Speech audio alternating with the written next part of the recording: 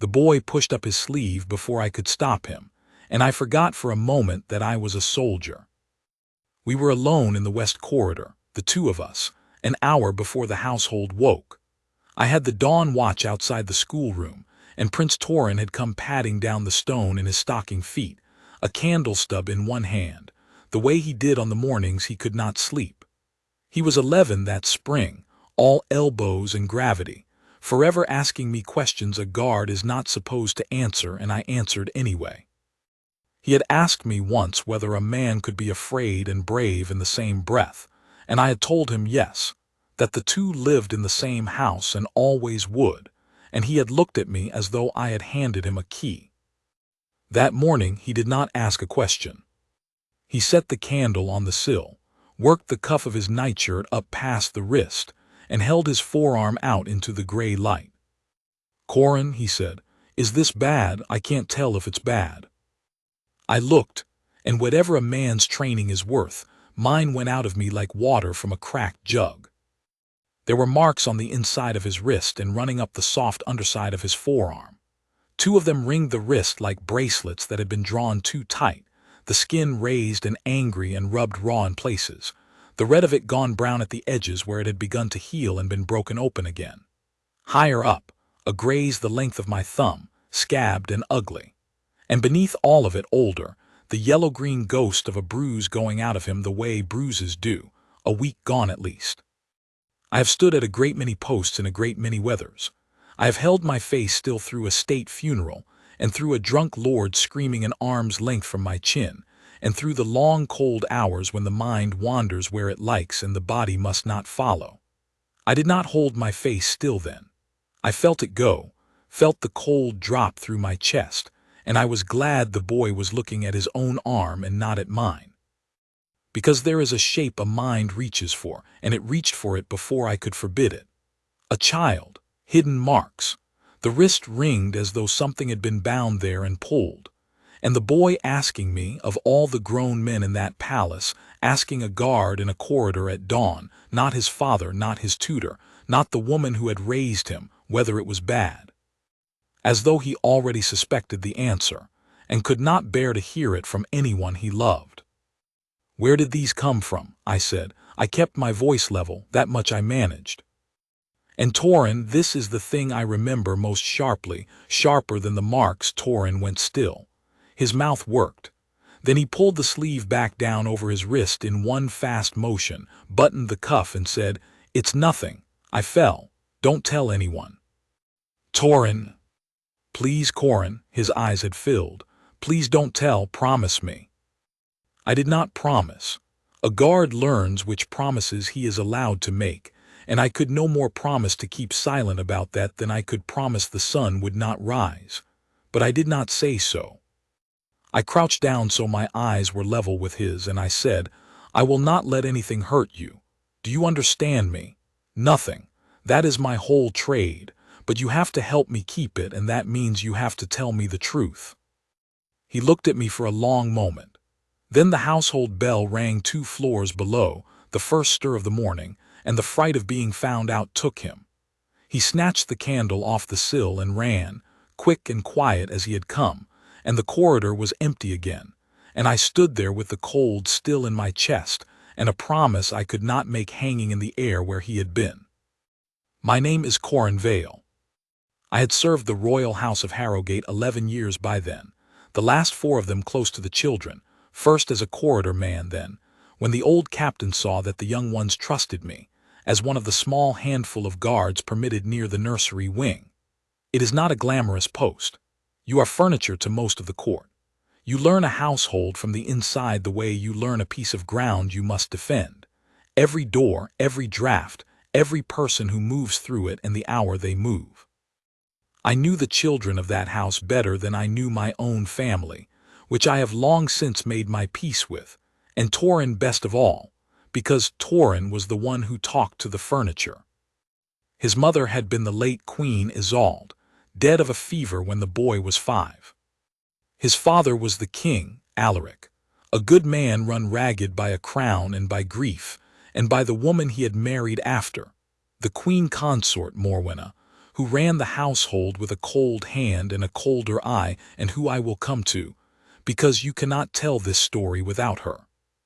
Torran had a brother, Crown Prince Rowan, grown and gone to his own duties, a small tribe of cousins and half-kin about the palace, and in his own wing a sister, Princess Maelin, 9 that year, and the littlest, Prince Bram, who was 6, and believed with his whole heart that I could not see him when he hid behind the long curtains, so I had spent 4 years learning to be surprised. And the boy had Wenna. I have to tell you about Wenna, because she is at the heart of what nearly went wrong, and because when I think back on that spring, it is her face I see first, and the injustice of what was almost done to her. Wenna had been nurse to the royal children since before I came. She had held Torran as a newborn, had sat up with him the whole long night his mother died, and told him a story until he slept, had raised all 3 of the young ones through fevers and nightmares, and the 1,000 small disasters of childhood with a patience I have never seen the equal of. She was near 60, broad and slow-moving and plain-spoken, with hands that had gentled 3 generations of that house, and a way of humming low under her breath when she worked that the children knew the way they knew their own heartbeats. Torran loved her. Bram would not sleep unless she was in the next room. She was the safest thing in that palace, and I would have said so under oath, and within a fortnight of that dawn I would be standing in a cold hall listening to men who should have known better discuss whether she had been the one to hurt him. But that came later. That morning I only knew I had seen marks on a child I was sworn to protect, and that the child had begged me to say nothing, and that a promise I could not keep was rotting a hole in me. I did not go to the captain that day. I want to be honest about that because it was against every line of my training, and I have turned it over many nights since. The regulation is plain. Any sign of harm to a child of the house is reported at once, up the chain, and the household investigates. I knew the regulation. I had recited it to green men myself, and I did not follow it, and the reason I did not follow it is the reason this whole business turned out the way it did. I did not follow it because of what a report becomes. I had been in that household 4 years. I had watched what happened to a laundress accused of theft on no more than a missing spoon and a whisper, how she was gone by nightfall, guilty or not, because it is cleaner to be rid of a doubt than to resolve it. I knew that if I walked to the captain that morning and said the word marks about a prince, the machine would start, and the machine does not stop to be gentle. It would want an answer by the next day. It would want a person, and the first person it would fix upon, the person nearest the child, the person alone with him most, the person whose word carried no weight against a prince's silence, would be the old woman who loved him best. They would not go looking for the truth. They would go looking for someone to blame. That is what a frightened household does. And so, God help me, I decided to find the truth myself first, so that when the machine started, and it would start, I was not fool enough to think I could hold it off forever.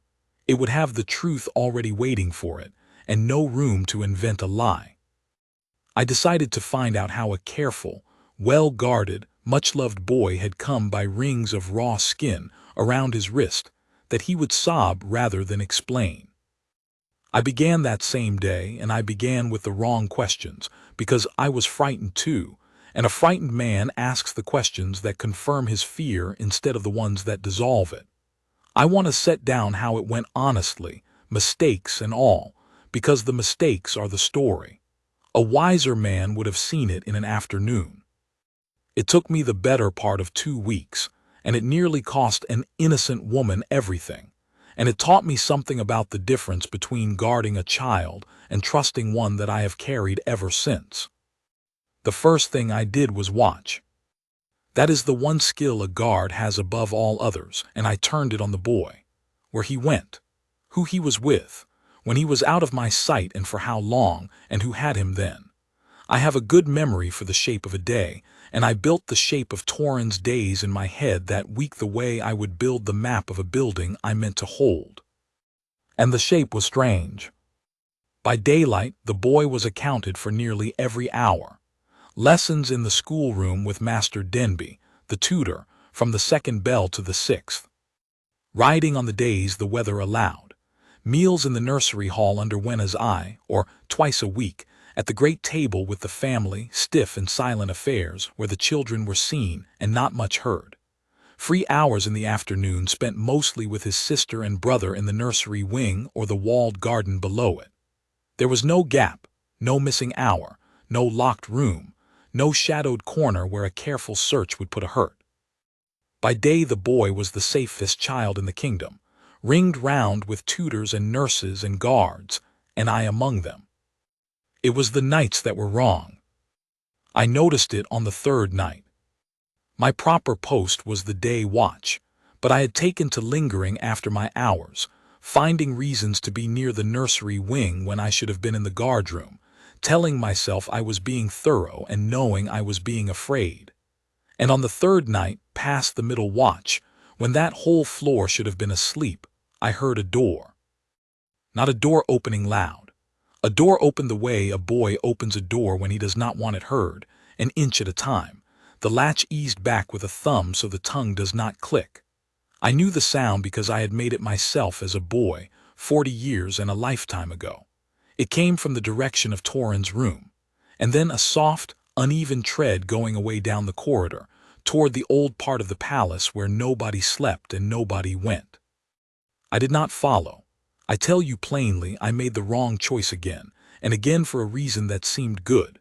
If I followed and was seen, the boy would know I was watching, and a watched child hides deeper. So I stood in my shadow and I let him go, and I marked the hour and I marked the direction, and I told myself I would learn where before I learned why.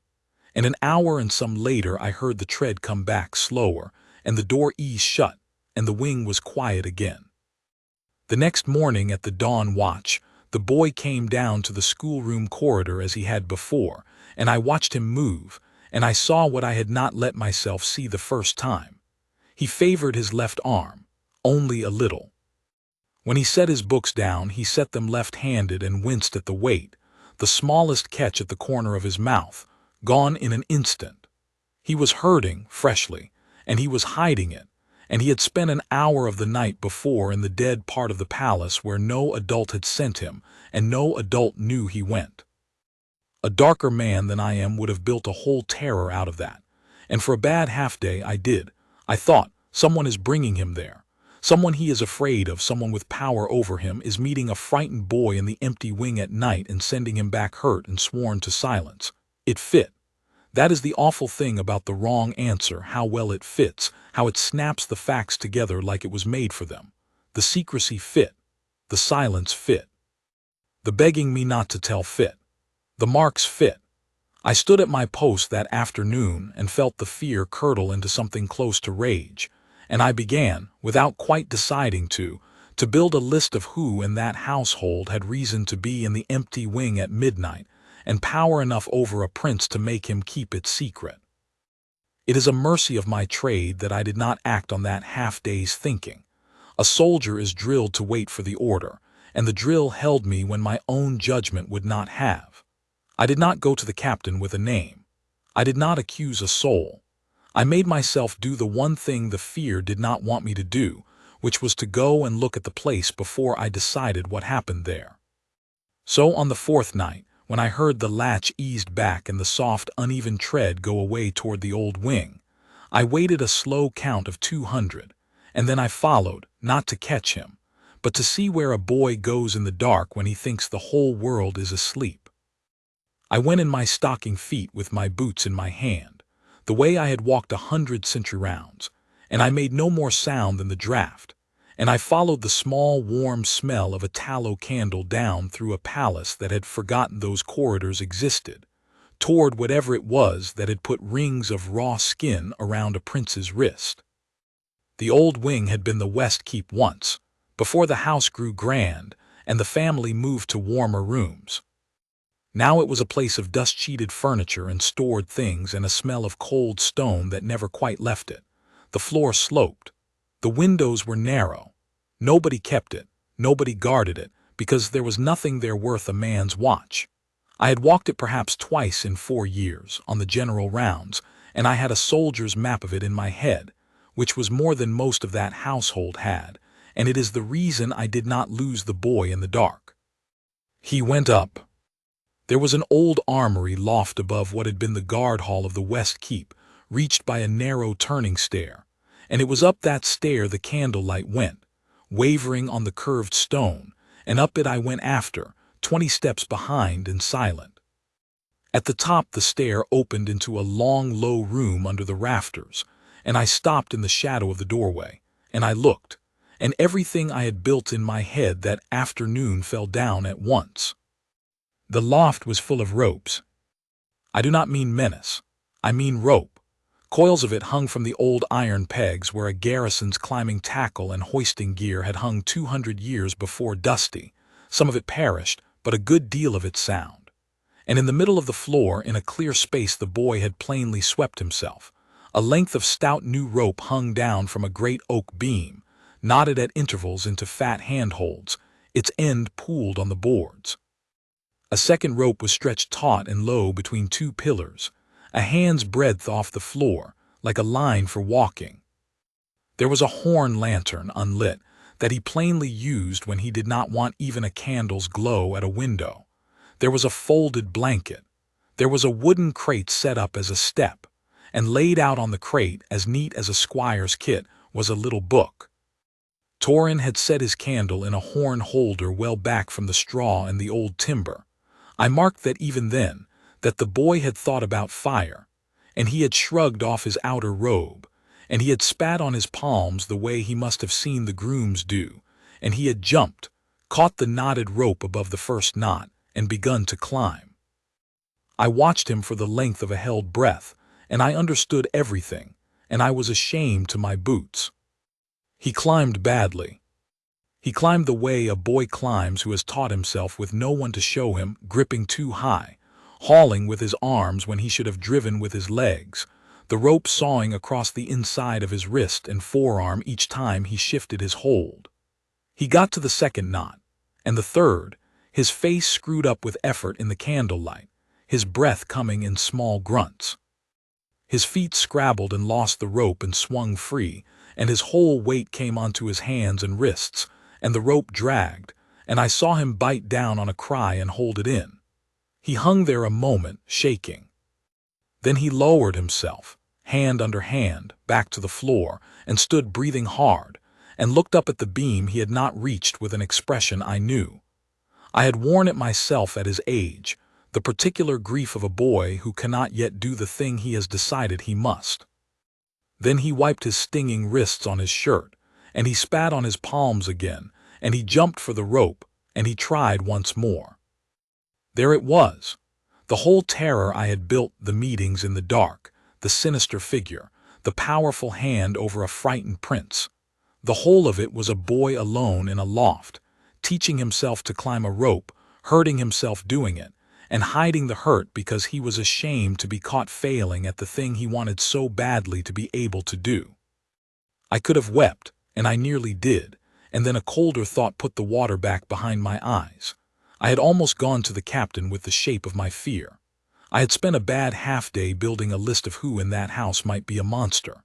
If I had been a little quicker, a little less drilled to wait, if I had spoken one name aloud in the wrong ear, I would have set the machine on an innocent for a crime that had never been committed, and it would not have stopped for a boy's rope loft. It would have found its person and been satisfied. The truth would not have saved anyone, because by the time the truth came out the harm would already be done. I stood in the dark a while longer and let the boy try and fail and try again, because I did not yet know how to walk into that loft. I was his guard, not his father.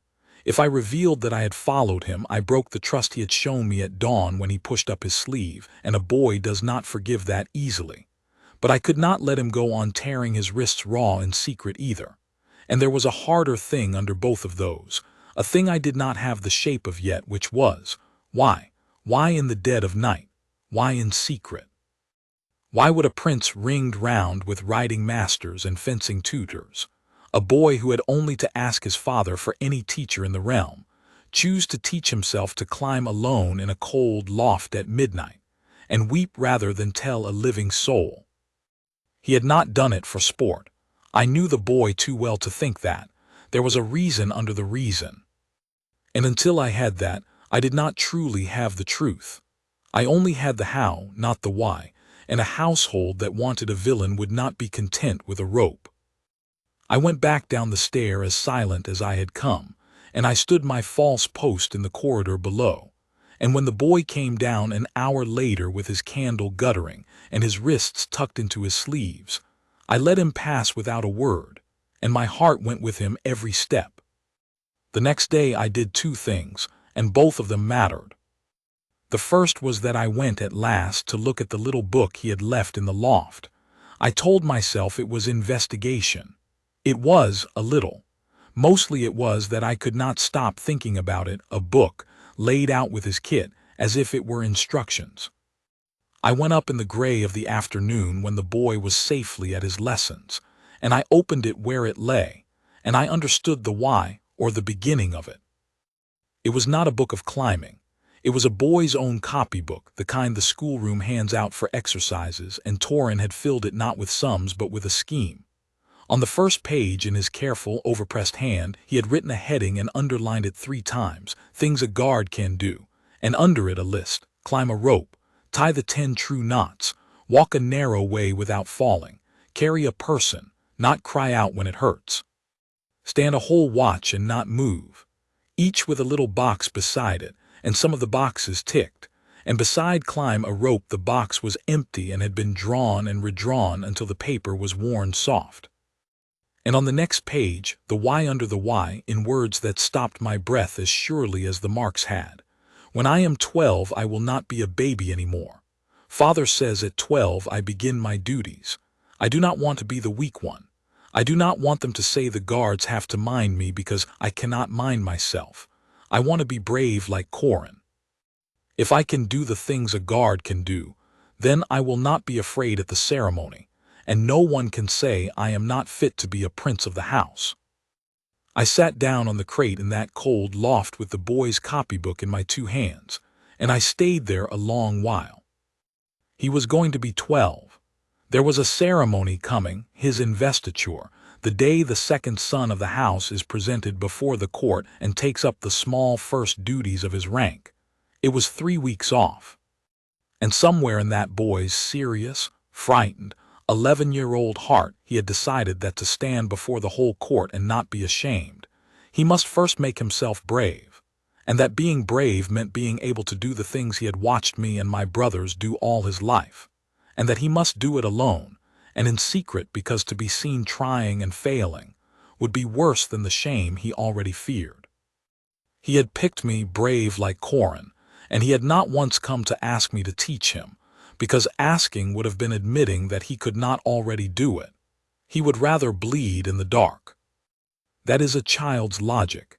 It is also, God help us, the logic of half the brave men I have known. I closed the book and set it back exactly as it had lain, and I went down the stair, and I knew now the whole innocent shape of it: a boy, a rope, a coming ceremony, a fear of being found wanting, and pride enough to suffer alone rather than be caught wanting help. There was no villain. There was no crime.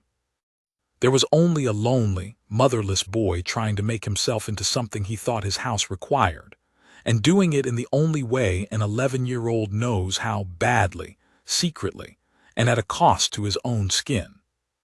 I should have felt only relief. I felt relief and dread arriving right behind it because I understood something the boy did not. I was not the only one who had seen the marks. The second thing I did that day was learn that the machine had already begun to turn. It reached me the way most true things reached me, from below rather than above, from the servants, who see everything and are seen by no one, and who talk to a guard they trust in the low hours because a guard is furniture too.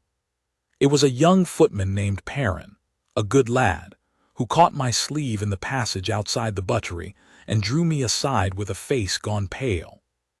"Corran, have you heard what's said about the young prince?" "Say it," I told him. "That someone's been at him, marking him." Perrin's voice dropped to nothing. "The Queen Consort's woman, Lady Verena's maid, the sharp one.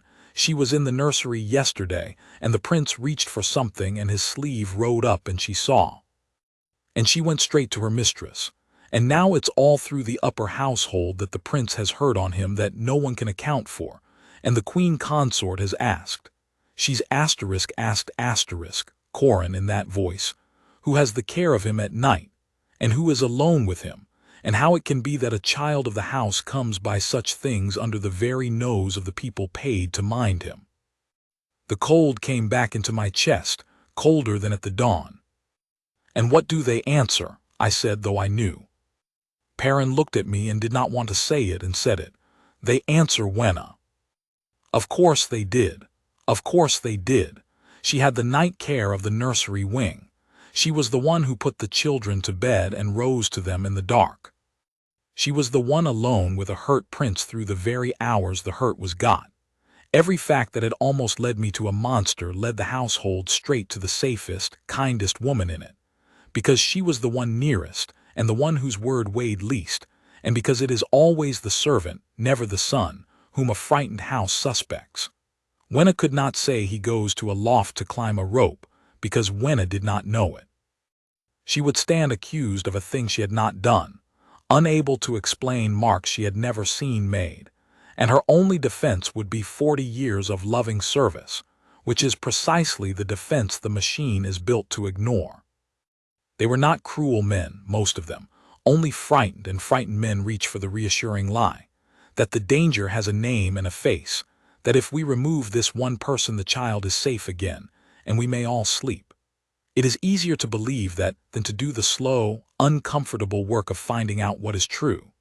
And there was one among them who was not merely frightened but glad, who saw in a hurt prince and a suspected nurse not a horror to be resolved but a lever to be pulled. I will tell you plainly what I came to understand about the Queen Consort Wenna. She had married a widowed king and a household that was not hers, full of another woman's children who called her nothing warmer than Madam Asterisk, and she had spent every year since trying to remake it in her own hand. She had never loved Wenna, because Wenna belonged to the old queen's memory and to the children's hearts, and there is a kind of woman who cannot bear a servant the children love more than they love her. If Wenna could be shown to have harmed a prince, she would be gone and gone in disgrace, so that not even the king could keep her, and the last woman in that wing who answered to the dead queen rather than the living one would be swept out, and Wenna's own creatures could take the nursery entire. She did not need it to be true. She needed it to be believed long enough to act on, and a household primed with fear, holding marks it could not explain, was ready to believe. I understood then that I had less time than I had thought, and that I had walked myself into a trap of my own making. I held the truth. I had watched the boy climb. I had read his copybook. I knew, past any doubt, that no one had laid a hand on Torrin, that the marks were rope burn and a graze from a fall and a fading bruise from an earlier tumble, all of them got by the boy's own doing in a loft at midnight. I could end the whole thing with a sentence. And I could not say the sentence, not yet, not cleanly, for 3 reasons, each of which held me like a rope of its own. The first was the boy. I had learned the truth by following him in secret and reading his private book, both of them breaches of the trust he had shown me at dawn. If I stood up in a household hall and laid his whole tender, shameful, self-taught secret before the court to save Wenna, I would save Wenna and break Torrin. I would expose to the whole sneering upper house that the second prince crept off at night to teach himself to climb because he was afraid of not being brave enough. And Wenna, who wanted him small, would see to it that the story followed him for years. The boy had trusted me with his fear. To spend that trust carelessly, even for a good end, was a thing I could not do lightly. The second was proof. My word was only my word. I could say I saw him climb a rope, and the household could answer the guard is fond of the boy and of the nurse and would say anything to shield them both asterisk, and where would we be? Worse than nowhere, because now the truth-teller would be suspect too. In a house looking for a villain, a man who rushes to defend the accused is the next name on the list. I needed the truth to be undeniable, seen by eyes that could not be dismissed, and got in a way that did not require the household to simply take the word of a guard who loved them all. The third was the hardest, my own fear of being wrong. A small mean voice at the back of my skull kept asking, what if the rope loft is real but so is a hand in the dark, and the boy's brave, sad little scheme is the cover a frightened child made up for a hurt he dares not name? I had built the monster once and been ashamed, and now I could not entirely stop building it. That is what fear does. It survives the truth and goes on whispering after the facts have answered it. What quieted it in the end was a thing I knew in my bones and had let the household talk me out of. That boy was not frightened of anyone. When Corran spoke of the nursery wing of Wenna of his home, there was no flinch in him, no glance over the shoulder. A child who is being hurt by someone near him carries that person in his body like a held breath. Corran carried no one. His fear was all forward, the ceremony, the court, the shame of being found wanting, not backward at any face. I had known it at the dawn, I made myself know it again, and this time I held it and the mean voice went quiet at last. So I knew what was true, and I knew I could not simply say it, and I knew the household was 3 days, 4 at most, from acting on a lie. I had to do a harder thing than tell the truth. I had to make the truth show itself, in the open, before witnesses who could not be waved away, and in a way that shielded the boy's dignity even as it cleared the woman's name. I had no idea how. I only knew I had to start by getting between Wenna and the machine and buying her whatever hours I could. I found her that evening in the nursery hall, mending by the fire, humming low, the little Prince Bram asleep against her side and Malin drowsing over a book. She looked up when I came in, and she read my face the way she read all the faces in that wing, and she set down her mending. "You've heard then," she said, quiet so the children would not stir, "what they say I've done." "I've heard." "I never."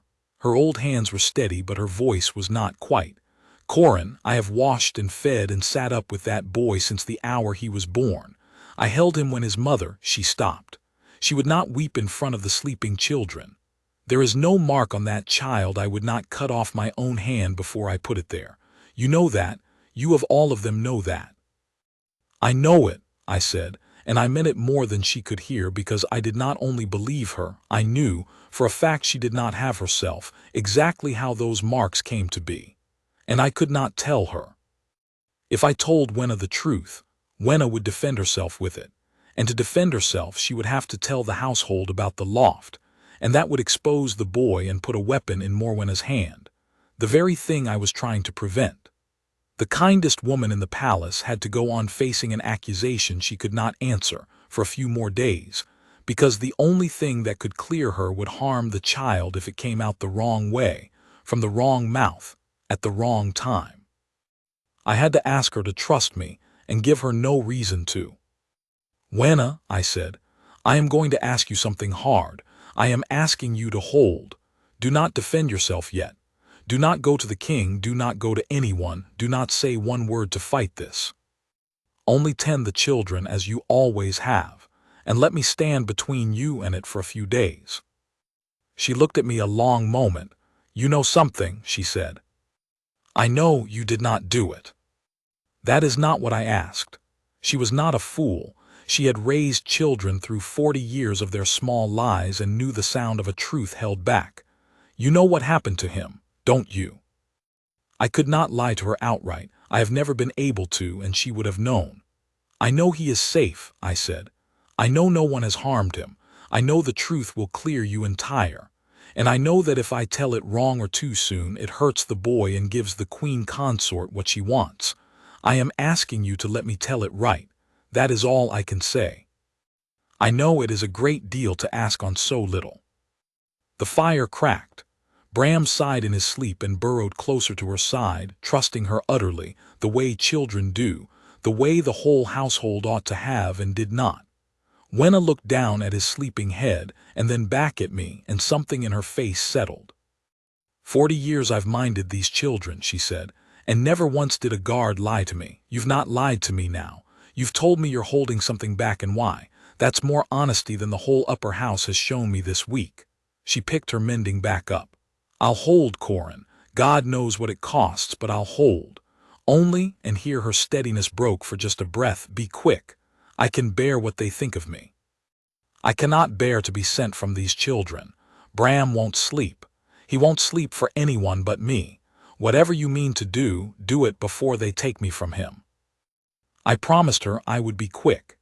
It was the first promise I had made in this whole business that I was certain I could keep, and I have never been so afraid of a promise in my life. My plan, such as it was, had two halves, and I set both moving that same night.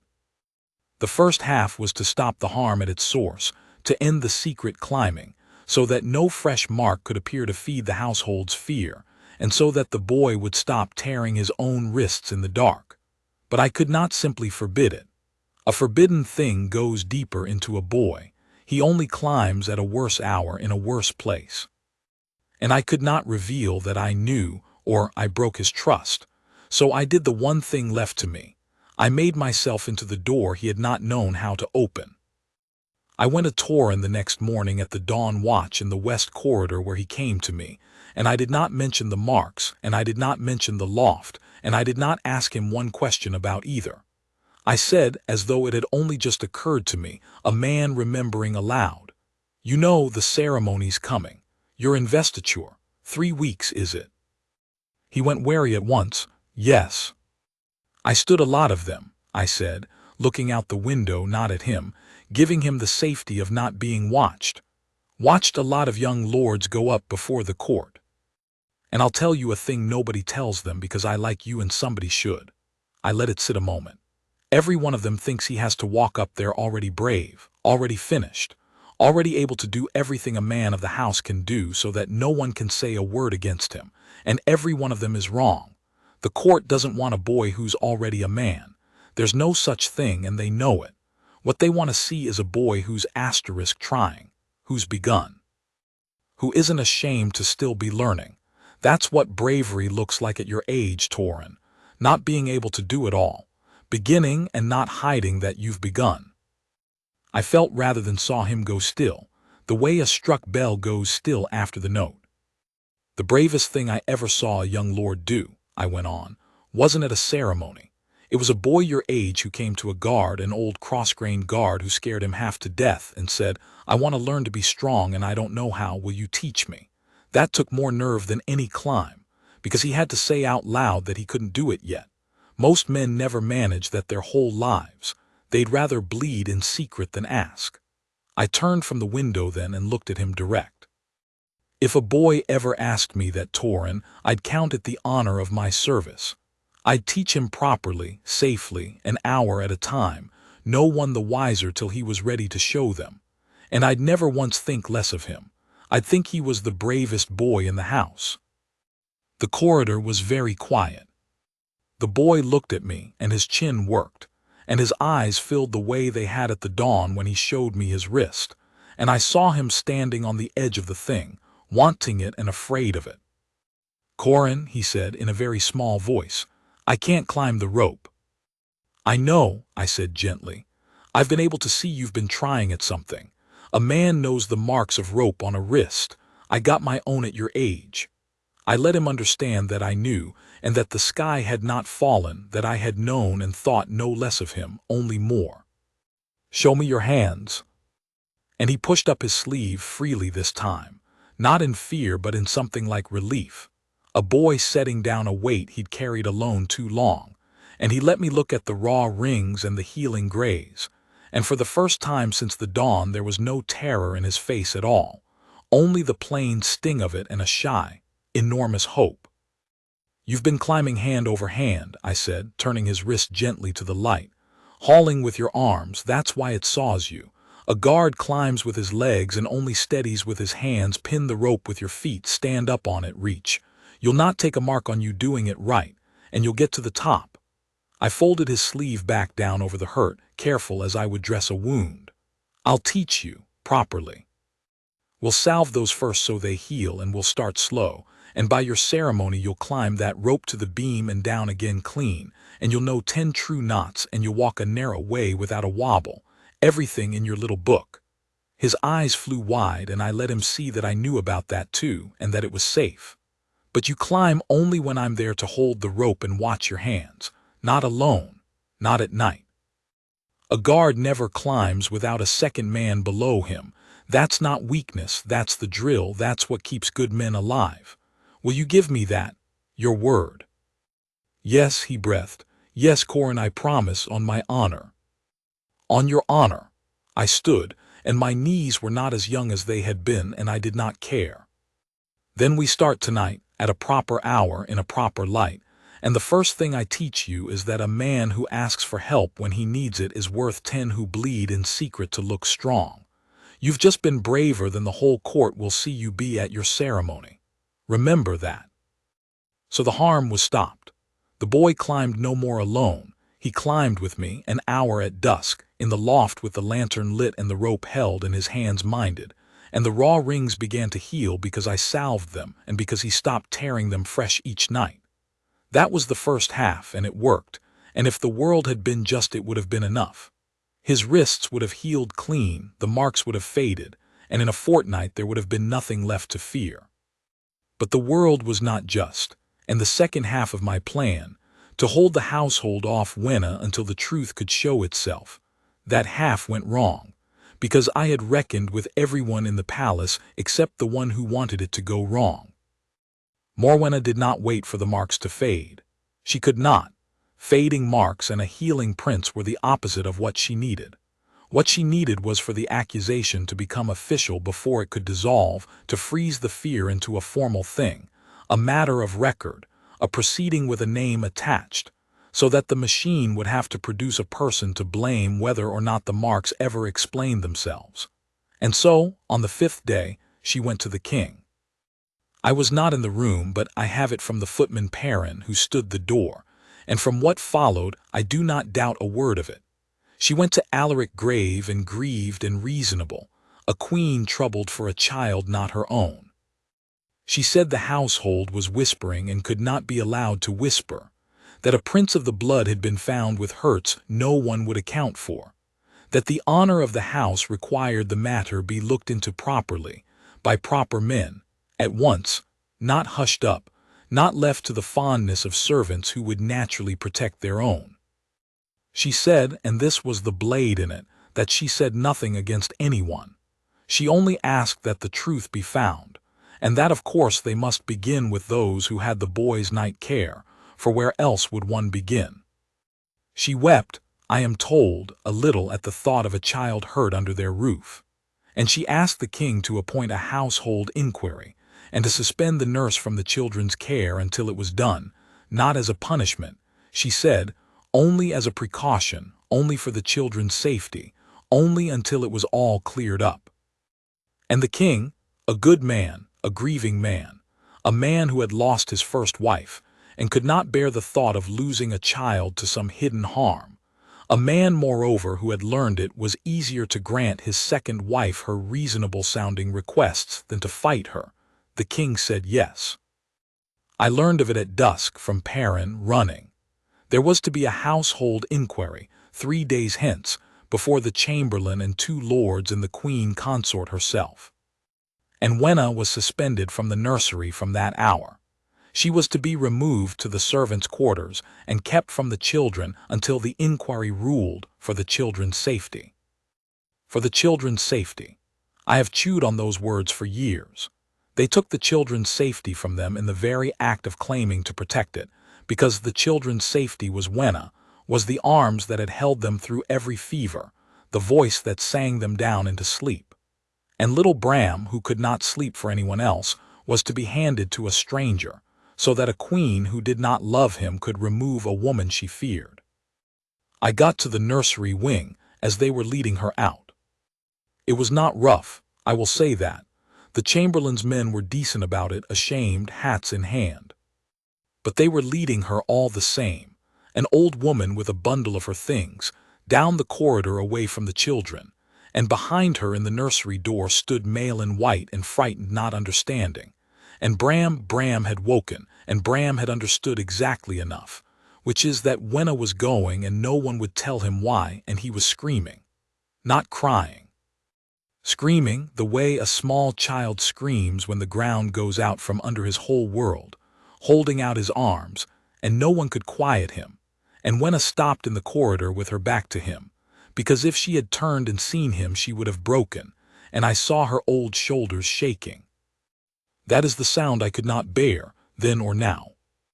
A 6-year-old screaming for the one safe person in his life, while grave men led her away in the name of his safety. And I stood there holding the whole truth in my 2 hands. I could have stopped it with a sentence. The marks are rope burn, the boy climbs in the loft. I have seen it. Here is his book, and I did not say it because I knew, cold and certain, that if I flung the truth down in that corridor in that moment, raw and unproven, the word of a guard against a queen, they would not believe me. They would think I was doing exactly what Morwenna had said the servants would do, protecting my own, inventing a story to shield the woman I was fond of. And worse, I would have spent the boy's secret in the open, before witnesses, on an accusation that had gone official, so that it would be written down forever. The second prince of the house creeps off to climb ropes in the dark because he fears he is not fit. Morwenna would own that for the rest of his boyhood. I would clear the nurse and cripple the child, and I was not even sure I would clear the nurse. I needed the truth to come out proven and whole, and from a source the household could not wave away, and I needed it to come out at the inquiry, in 3 days, in a way that shielded the boy even as it freed the woman. Standing in that corridor, I did not yet know how. I only knew that the screaming behind me was the clock, and that I had 3 days, and that I had just watched the machine take the first innocent, exactly as I had feared it would. I found Wenna's eyes as they led her past me. She did not beg. She only looked at me, and her look said the whole of what she had told me by the fire. Be quick asterisk. I gave her the smallest nod I could, a nod between 2 people who had trusted each other on nothing, and I turned and went to find the boy, because it was suddenly, terribly clear to me that the only person in that palace who could clear Wenna without my breaking his secret for him was Corran himself. And a frightened 11-year-old, faced with the shame he most feared, might not be able to do it. I had 3 days to make him brave enough. Not brave enough to climb a rope. Brave enough to stand up in front of the very court he dreaded and tell the truth that would save the woman who had raised him, and shame himself to do it. That was the climb that mattered, and I did not know if he could make it. I found him in the loft. He had gone up there when the shouting started. I should have guessed he would. It was the one place in the palace that was his, and he was sitting on the crate in the dark with the lantern unlit, his arms around his knees, and when I came up the stair he did not run. He knew it was me by the tread, and when I lit the lantern I saw that he knew everything, and that it was killing him. They took Wenna, he said. His voice was flat and small. They think Wenna hurt me. Because of it, he turned his wrist up in the lantern light, the healing rings, and looked at it as though it were a thing that had betrayed him. Because of these, and it's not her. It's not her, Corran, it's me asterisk. I did it to myself and they took her, and Bram was screaming and it's my fault. There it was, laid bare. The boy already understood the whole shape of it, understood that his secret had put the blame on Wenna, understood that he alone held the truth that could free her. He was not a fool. He was, if anything, too quick. He had run straight to the worst of it. And now I watched him do the thing I had feared, the thing that is the true enemy in this story, worse than Morwenna. I watched a good child begin to reason himself toward silence. I have to tell them, he said. And then immediately the recoil. But if I tell them, everyone will know, the whole court, that I can't do the things that I've been sneaking off, that I'm not. His face crumpled. They'll all know at my ceremony. She'll make sure, the queen. She'll tell everyone the second prince is a coward who cried in a loft. Father will be ashamed. Everyone will look at me and know. He pressed his hands over his eyes. I don't want to. I don't want everyone to know, Corran. I'll do anything else. Isn't there another way? Can't you just tell them it wasn't Wenna? Can't you make them let her go without saying it was me? And here was the moment the whole thing turned on. I could have said yes. I could have taken the burden onto myself, marched into the inquiry, spent my own word in my own place, and tried to clear Wenna with the guard's story while leaving the boy in his shadow. I had turned it over 100 times and I knew it would not work. My word alone would not break a queen's accusation, but I could have tried and failed, and let the boy keep his secret to the end. Part of me wanted to. It is a terrible thing to ask a child to walk into his own worst fear.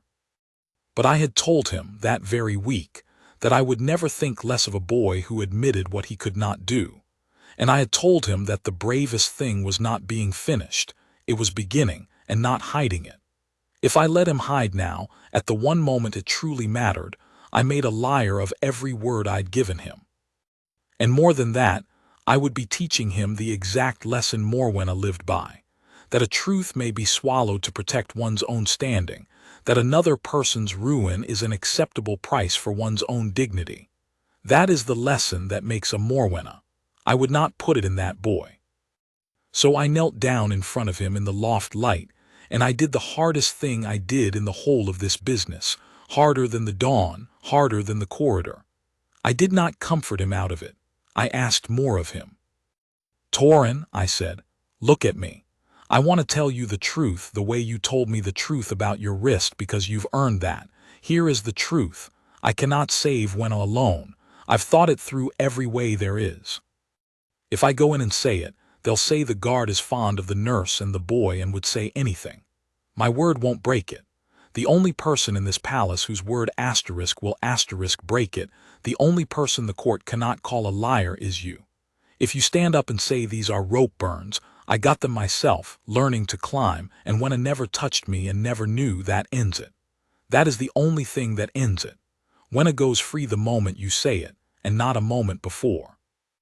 He was very white, but everyone will know. "Yes," I said, "everyone will know. I won't lie to you and say they won't. They'll know you're 11 and afraid of your ceremony and taught yourself to climb in a loft because you wanted so badly to be worthy of your house. That's what they'll know." I held his eyes.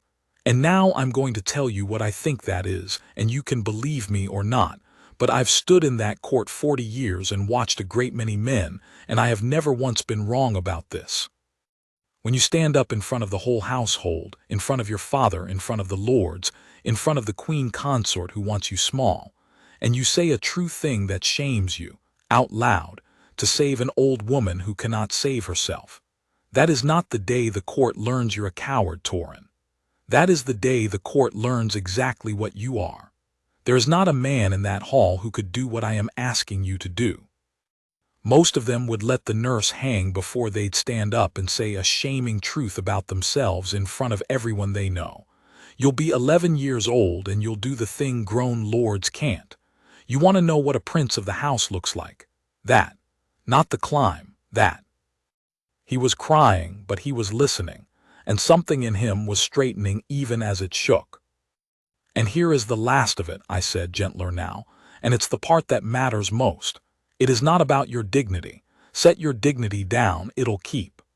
Bram is 6 years old and he is screaming for Wenna and he will not sleep tonight and Malin doesn't understand, and an innocent woman who loved you before you could speak is being led away in disgrace for a thing you did.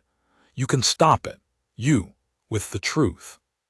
The only question in front of you is whether your fear of being laughed at is bigger than an old woman's whole life and a little boy's sleep. That's the only question, and I don't think it is. I've never thought you were a small boy, Torin, whatever you fear. I think you're the biggest-hearted person in this palace. So, are you going to save her?" The loft was silent for a long time. The lantern flame stood straight and did not flicker. And then the boy wiped his face on the back of his healing wrist, and he looked up at me, and his chin stopped shaking, and he said, in a voice that had gone somewhere older than 11, "Yes, I'll tell them all of it, a breath. Will you stand with me?" "I will stand behind you the whole time," I said, "where a second man stands. You'll do the climbing, I'll hold the rope, that's the drill." And that, though neither of us knew it yet, was the moment the thing was already won, 3 days before the inquiry, in a cold loft, when a frightened boy decided to be brave in the only way that had ever mattered. But deciding is not doing, and there were 3 days yet, and Morwenna was not finished, and she had one more move in her, and it very nearly took the whole thing down. Because word reaches everywhere in a palace, and the wrong word reached her. Not the truth, she never guessed the truth. The truth was too simple and too good for her to imagine. What reached her was that the guard Corran Vael was spending strange hours with the young prince, and had been seen going up into the old West Keep, and had been thick with the nurse before her suspension. And Morwenna, who read every fact through her own darkness, the way I had briefly read them through mine, assembled from it exactly the wrong picture, that the fond guard and the fond nurse were conspiring to coach the boy, to put a false story in a child's mouth, to have him lie for Wenna at the inquiry. So the day before the inquiry, she moved to shut me out. She went to the chamberlain and said that the guard Vael was too close to the accused and to the child both, that he had been coaching the prince, that his presence at the inquiry would taint it, that he should be barred from the hall and reassigned to a distant post until the matter was closed. And because it sounded reasonable, and because a queen said it, the chamberlain agreed. I was informed at the evening watch courteously that I was relieved of the nursery duty and posted to the outer gatehouse, and that I was not to be present at the inquiry, and that I was not to have contact with Prince Torrin until the matter was resolved. She had done it beautifully. She had cut the one prop out from under the boy the night before he had to make the hardest stand of his young life. Torrin would walk into that hall alone, no Corran behind him, no second man on the rope, to face his father and the lords and the very woman who had engineered it, and to say the shaming truth in front of them all, with no friendly face in the room and every reason to lose his nerve at the last. And I, who had promised to stand behind him, was to be a quarter-mile away at a cold gate, forbidden even to send him word. I stood at that gatehouse through the night, and I did not sleep. I had made 3 promises in this business. I had promised the boy I would stand with him. I had promised when I would be quick. I had promised myself at the dawn that I would not let anything hurt that child. And a queen's single quiet word had made all 3 impossible to keep at once. If I obeyed my posting, I abandoned the boy at the crucial hour. If I broke it, if I left my post and forced my way into that inquiry, I gave Morwenna exactly the proof of a conspiring guard that she had claimed, and I discredited the very truth I meant to defend, and likely ended my service, which I could bear, and tainted the boy's word, which I could not. Obey and fail the child. Disobey and doom the truth. It was a clean trap, and I sat in it all the cold night, and I could not see the way out. It was Wenna who found it, though she was locked in the servants' quarters and never knew she had. Or rather, it was the thought of Wenna, and of a thing she had said to me by the fire on the first night, that gave me the way through near dawn. That's more honesty than the whole upper house has shown me this week. Honesty. The trap was built entirely of secrecy, of my creeping about, my hidden hours, my holding back, all of which Morwenna had turned into the shape of a plot. Every move I had made in shadow, she had used. So the answer was not another shadow move. The answer was to do the one thing she could not turn into a conspiracy, because it was the opposite of one. The answer was to stop hiding entirely, to take the whole truth out of the dark, to the one person in that palace who stood above the Queen Consort and could open any door she closed. Not the king. The king had already granted Morwenna her inquiry. Going to him meant going through her again. I needed someone outside her reach, with the authority to overrule the chamberlain's posting and the standing to walk into that hall and be heeded. And there was exactly one such person under that roof. Princess Adela, the king's own sister, a woman who had watched Morwenna remake the household year by year and had never once been fooled by her, who kept her own counsel and her own honor, and answered to no one but her brother and her own conscience. She was in residence that week, and she was the one door Morwenna could not close. At the changing of the dawn watch, I did the thing that ended my caution. I left my posted gate, a breach I would answer for, and I went in the gray light, and I asked to see Princess Adela, and against every protocol a gatehouse guard could break, I was granted it, because I told her steward it concerned the safety and honor of a prince of the house, and I would say it to no one but her. She received me in a plain morning room, alone in a gray gown, with her hands folded and her sharp dark eyes on me, and she let me stand while I told her the whole of it, from the dawn and the pushed-up sleeve to the loft and the copybook and the rope burns, to Wenna suspended and Bram screaming, to the inquiry that would fix the blame on an innocent woman, to Morwenna barring me from the hall the night before. I told it plainly and in order, the way you make a report, without heat, because heat would have made it sound like the very partisanship Morwenna had accused me of. I told her I had breached my posting to come to her, and would answer for that however she required, but that I had judged a boy's honor and a woman's whole life worth a guard's disgrace, and that I would rather be broken for telling the truth than kept for holding it. She listened without a word to the end. Then she said one thing, and it was not what I expected. "The book," she said. "You read the prince's private book. Where is it now?" "In the loft, madam, exactly where he left it. I put it back as it lay. I would not carry it off. It is his." Something in her face eased a fraction. I understood later that it was a test, and that a man who had helped himself to a prince's private things to build a case would have kept them, brandished them. A man who put them back untouched and would not use them without the boy's leave was a different sort of man, and she had wanted to know which sort had come to her at dawn. "You could have shown me the book and settled the whole thing in a moment," she said. "You didn't offer it." "It is his to show or not to show, madam, not mine. If I take his secret and spend it for him, I've done to him a smaller version of what the Queen Consort's done to Wenna, used a person to reach an end. I won't. If the truth's to come out, it should come out of the boy's own mouth, freely, and be his own doing.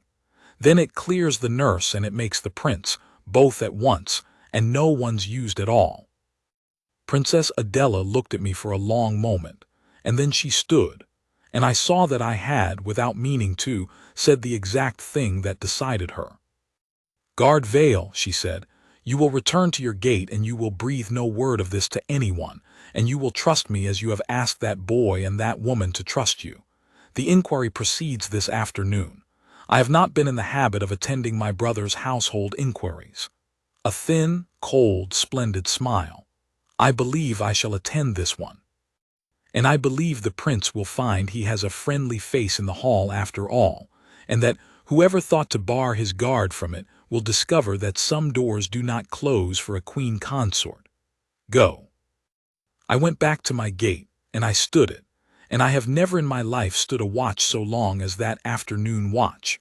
A quarter-mile of cold stone between me and the hall where a boy I loved was going to have to be braver than any of them. Here is what happened in the hall. I was not there. I have it whole from Perrin, who served the wine and forgot to breathe, and from the princess herself, who told me the rest weeks after, and from the boy, who told me his own part that same night with his face shining. I set it down as it came to me, and I have never doubted a line of it. They convened in the lesser hall, the chamberlain at the center, a lord to either side, the queen consort Morwenna seated a little apart in gray and pearls with her hands folded, and her face composed into exactly the grave, reluctant sorrow of a woman who wished the whole sad business were not necessary. Wenna was brought in and made to stand, an old woman with her hands twisted in her apron, and the charge was read against her in soft official words that never once said "we accuse you of hurting a child" and meant nothing else. And then they sent for the prince to give his account, expecting, I do not doubt, a frightened boy who would say little, whose silence and downcast eyes could be read however the room chose to read them, whose I don't remember asterisk would be taken as the loyal evasion of a child shielding the very nurse who had harmed him. That is how it was meant to go. A silent, hurt, embarrassed boy is the perfect witness for a lie, because he supplies nothing and you may fill him with whatever you please. Two things went wrong for Morwenna, one after the other. The first was that as Corran was led in pale in his good coat, his healing wrists hidden in his cuffs, his eyes going at once to Wenna and filling to see her stood there like a criminal, the door at the side of the hall opened, and Princess Adela walked in, unannounced, and took a seat without a word, and folded her hands and looked at the room. And the whole temper of the hall changed in an instant, because Adela did not attend household inquiries. Her presence said, without a syllable, that this one was being watched from above, that it had better be done in truth, that no one in that room was as unobserved as they had thought. I am told Morwenna's composure flickered the smallest thing, a stillness that went too still, and that she looked at the princess, and the princess looked back at her with pleasant, level, unblinking attention, and understood at once that her careful machine had a witness she could not manage. And the second thing that went wrong for her was Corran. He was asked gently by the chamberlain to tell them how he had come by the hurts on his arm, and there was a silence, the silence they were counting on, the boy's eyes down, his hands twisting. Wenna, they say, gave a small shake of her head at him. "Don't, child, don't distress yourself for me," the old woman trying to protect him even then from the dock of her own ruin. And Morwenna sat still and waited for the silence to do her work. And then the boy lifted his head, and he looked not at the chamberlain and not at Wenna, but for one steadying breath at his Aunt Adela, who gave him, Perrin swears to this, the smallest nod, the very nod I would have given him. "Go on, you'll do the climbing, someone's holding the rope." And Prince Corran, 11 years old, in front of his father's court and the woman who wanted him small, pushed back his own cuff, and turned his wrist up so the healing rings showed plain in the light, and said, in a clear voice that shook only a little, "Wenna never touched me, nobody touched me, I did this to myself. A breath. I've been going to the old West Keep at night to the armory loft, and I've been climbing a rope. Teaching myself. Because," and here his voice did break, and he made himself go on through it, "and that is the part that undid the whole room, because my ceremony's coming, and I was afraid I wasn't brave enough, and I didn't want anyone to know I couldn't do the things a guard can do, so I did it in secret, and I did it wrong, and the rope burned my wrists. That's all it is. It's rope. I was ashamed, and I hid it, and I let everyone think. I let them take Wenna, and it was never Wenna, it was only me being stupid and scared. She's the kindest person in the whole palace, and she raised me, and I'd rather everyone know I'm a coward than let her be blamed for something I did to myself. So now everyone knows, and you have to let her go, please. You have to let her go home to Bram, he can't sleep without her." And he stood there in front of them all with his wrist bare and his secret spent and his face wet, having done the bravest thing any of them would see that year, and having done it at 11. There was, I am told, a silence in that hall of an entirely different kind than the one Morwenna had counted on. The chamberlain, who was a decent man caught in an indecent errand, asked in a careful voice whether anyone had told the prince to say this, whether he had been coached to it. And here Morwenna's own trap sprang shut on her, because if the boy said "yes, my guard taught me to climb," it could be twisted into the coaching she'd alleged. But the boy, who did not know the shape of the trap and so walked clean through it, said only, "Corran teaches me now, since he found out. He holds the rope so I won't get hurt again, and he made me promise not to climb alone. He didn't tell me to say anything. He said the truth was mine to tell or not, and it was my own to do."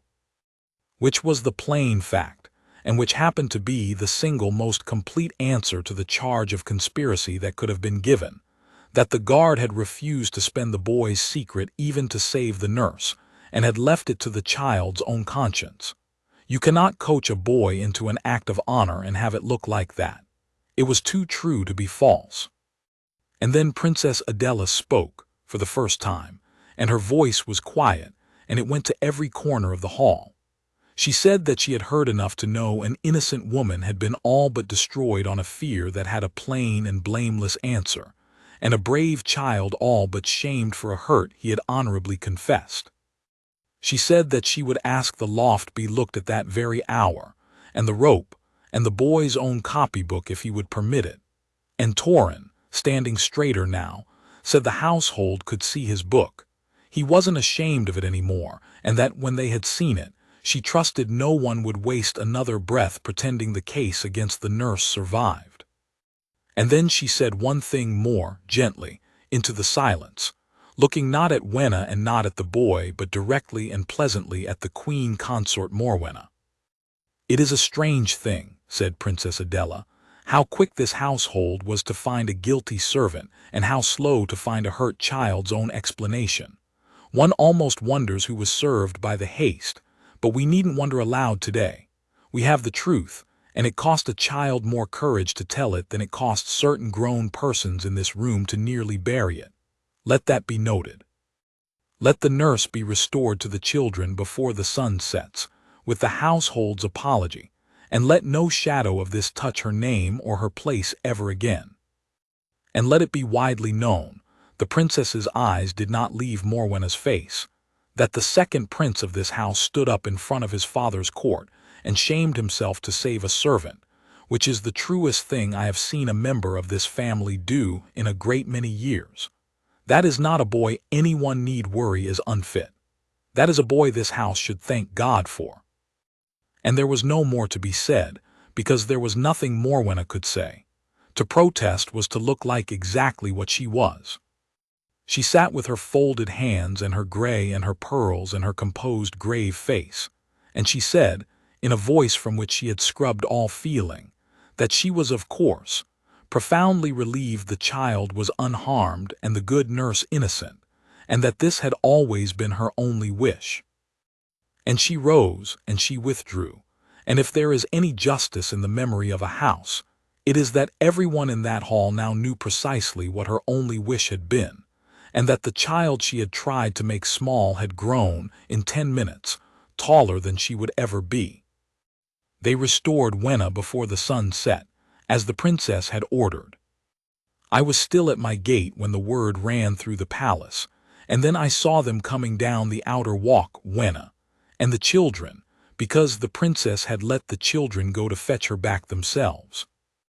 Bram was riding on a footman's shoulders and screaming again, but it was a different scream entirely, and when he saw Wenna, he flung himself off and ran to her, and she caught him up, an old woman scooping up a 6-year-old as though he weighed nothing, and buried her face in his neck, and Malin had her arms around Wenna's waist, and Torran walked a little behind, the way a boy walks when he has done a large thing and is not yet sure how to hold himself afterward. And when he saw me at the gate, he broke from them and came running.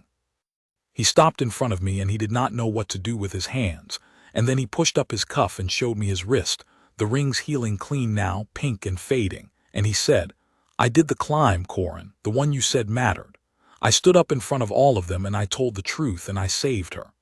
And then, because he was 11 after all and the largeness of it was catching up with him, his face wobbled and he said, did I do it right?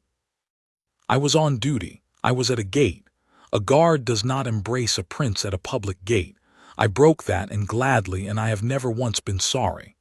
I put my hand on the back of his head the way you steady a young thing, and I said, "Lo, so it was only his. You did it perfectly. Legs, not arms. Second man on the rope. All the way to the beam and clean back down. There is not a guard in this house prouder of his trade today than I am to have taught you one small part of yours. You climbed the only rope that ever mattered, and you didn't take a mark doing it. Well done, Prince Torran. Well done." I answered for leaving my gate. Of course I did. A breach is a breach, and I would not have respected an order that let it pass. The captain heard it, and the chamberlain, and in the end the king himself, and I stood and gave my account and made no excuse, that I had abandoned my post to carry the truth to the one person who could act on it, and that I would do it again, and that they might do with me as the regulation required. And the king, who had by then heard the whole of it, and understood at last how near he had come to letting his own grief and his own weariness be used to ruin a good woman and shame a good son, looked at me a long while.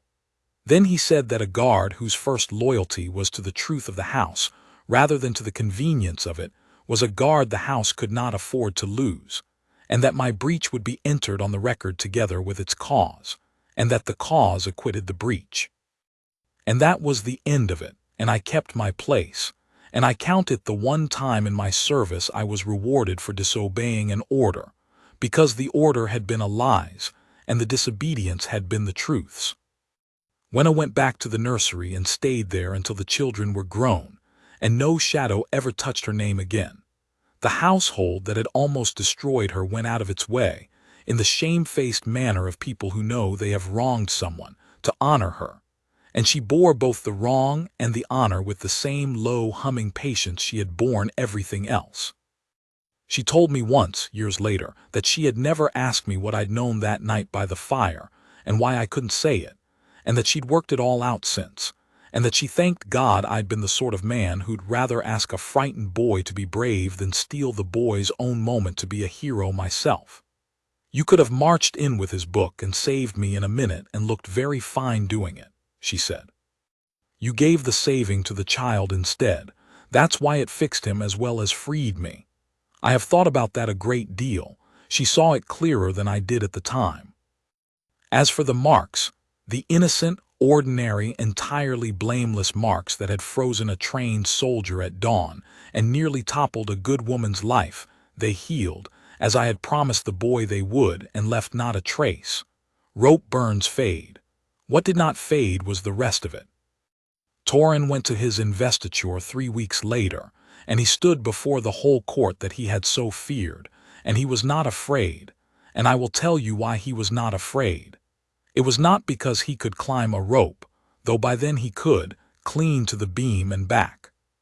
It was because he had already stood in front of that same court once, and told a truth that shamed him to save someone weaker than himself, and having done the truly hard thing, the ceremony held no terror left. He had learned the one lesson that made the whole scheme of his copybook beside the point. That bravery was never about being able to do the things a guard can do. It was about telling the truth when a lie would be easier, and standing between the strong and the weak, and asking for help without shame, and never, ever spending another person to save yourself. He had those already. He'd had them all along. He only needed to be shown that he did. I stood his ceremony. I was in the formation, immaculate eyes forward furniture again, as a guard should be. And when the boy came up the hall past the ranked household to take up the first small duties of his rank, he passed close by my post, and he did not break the solemnity of it. He was too good for that now, but as he passed, without turning his head, he lifted one hand a few inches from his side and turned the wrist very slightly toward me, so that only I could see it, the wrist that had healed clean. A signal between two people who had trusted each other on nothing and been right. "All the way to the beam," it said, and clean back down. I kept my eyes forward and did not move a muscle, as the drill requires. But I will confess to you, who have listened this far, the one thing the drill could not prevent, the same thing that had gone out of me at the dawn and never quite come back the same. Behind that still soldier's face, I was smiling. I have guarded that house for many years and stood at many posts, and I have humbled the arrogant and honored the dead and turned away drawn weapons in my time.